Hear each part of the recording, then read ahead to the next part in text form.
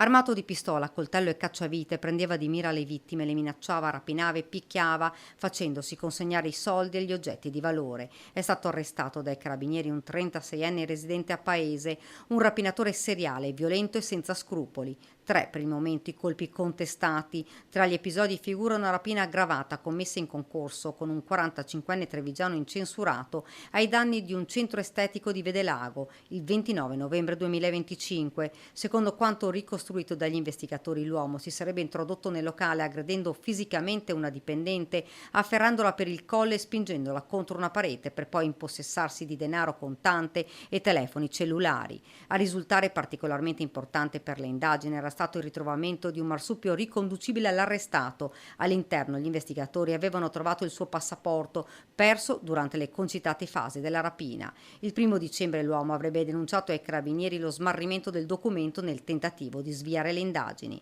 Altro colpo il 22 maggio 2026 ad Altivole. In questo caso il 36enne è accusato di rapina e porto abusivo d'armi ai danni di un 58enne di Vedelago. Secondo la ricostruzione dell'accusa, dopo aver intercettato la vittima per strada, l'avrebbe costretta a salire sul proprio veicolo sotto minaccia, facendosi consegnare 450 euro in contanti e il telefono cellulare per poi abbandonarla illesa in una zona rurale di Altivole.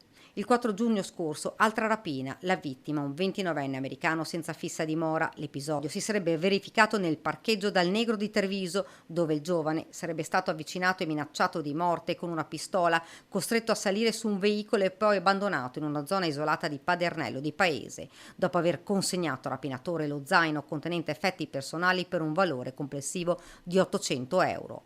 L'uomo è stato associato presso la casa circondariale di Treviso. Il 36enne arrestato è stato sottoposto ad interrogatorio di garanzia. L'avvocato Martina Pincirolli, che lo difende, ha chiesto gli arresti domiciliari. Il giudice per le indagini preliminari si è riservato la decisione.